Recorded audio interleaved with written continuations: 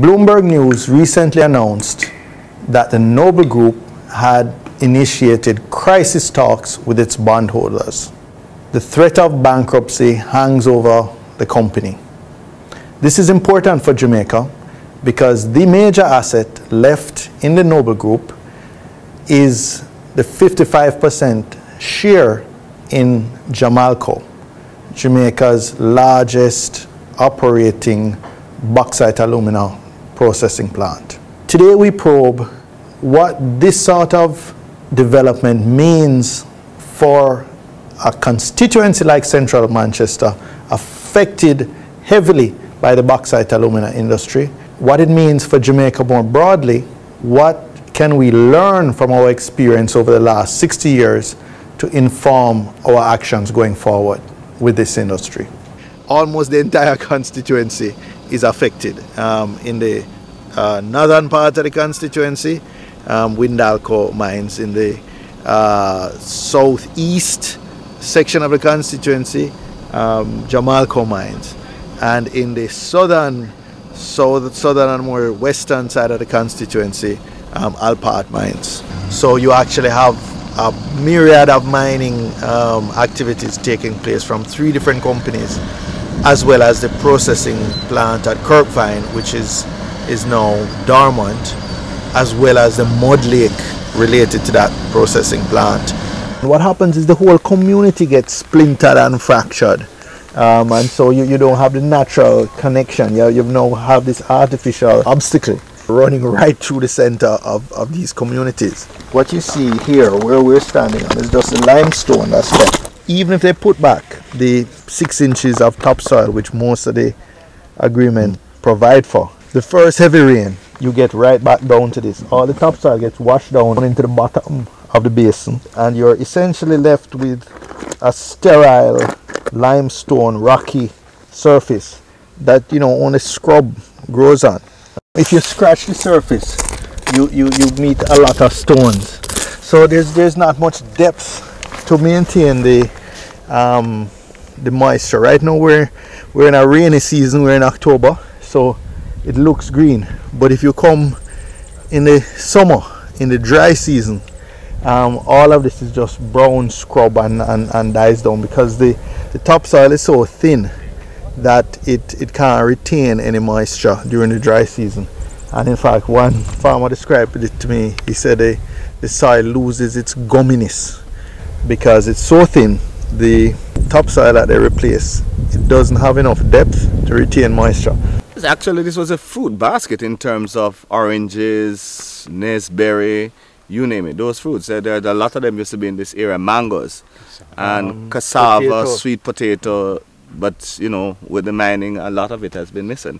Well, 2 things really happen. One, the economic situation of the community declines, in that there's not much for the persons to do, because the young men no longer have nothing to do in terms of farming, because some used to do it or continue from their great-grandfather. Secondly, you have families being separated because where the lands are, so you have families now moving from Broadleaf who are in Clarendon or in deep South Manchester, and so the whole socio-economic situation shifts. And that's where you find most of the problems, because a morning like this you find 10-20 young men just sitting on the corner doing nothing, absolutely nothing. The fact is that there is still some bauxite in the pit, and so that is always the excuse for not reclaiming that there is some sweetener that is left there, and so the community have to go through the suffering and the pain. There's a lot of problems, because if you look now in this pit, there is some dumping of garbage, etc. in the area, and so I think it is full time now. This has been here for a number of years, and the excuses that they keep giving, we can't tolerate it and continue to go with it. So we just need to find out why is it that we still have this one, especially this one that has been there from the inception when the bauxite mining started in this area. Part of their process is using caustic soda in the process to extract the alumina from the bauxite, and it leaves a red mud which is infused, of course, with caustic soda, highly corrosive and toxic, and therefore it is a sort of, this would be the equivalent of one of the the Superfund sites in the United States, where for generations this is going to remain a threat to groundwater, to air quality, and to the health of the residents immediately surrounding it, and quite frankly, anybody who is below it on the path down the valley. If you were to have, for example, a break in the dike and a lot of rainfall, you could have some sort of catastrophe.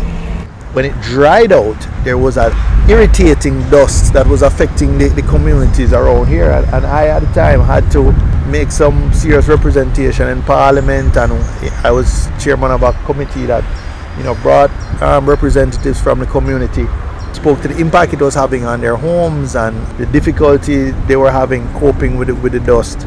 And at that time, an irrigation system was put in or activated or reactivated to keep down the dust. I'm not sure there are any plans to rehabilitate it. I think it's just accepted.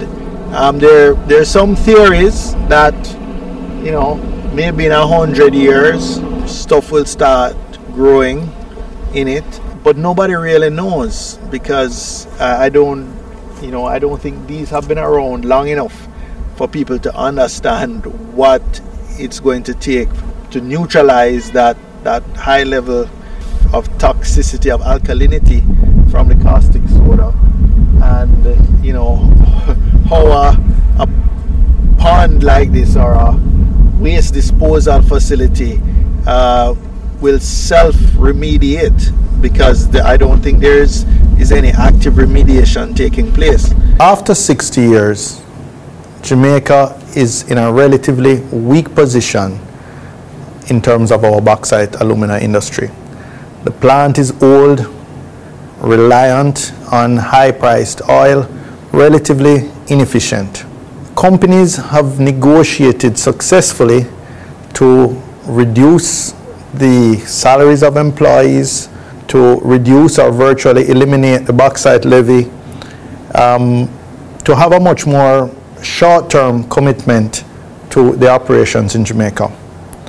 On the other hand, the environmental liabilities that they create, the liabilities to restore the mine, the liabilities to continue the maintenance and monitoring of the bauxite residue waste disposal facilities, all these liabilities continue.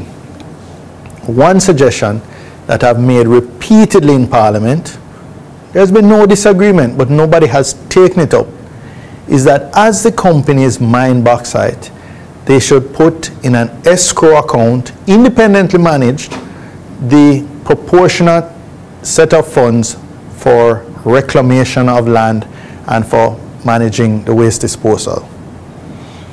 In the event that the company is here and performs the reclamation, they can withdraw from this escrow account to finance the reclamation.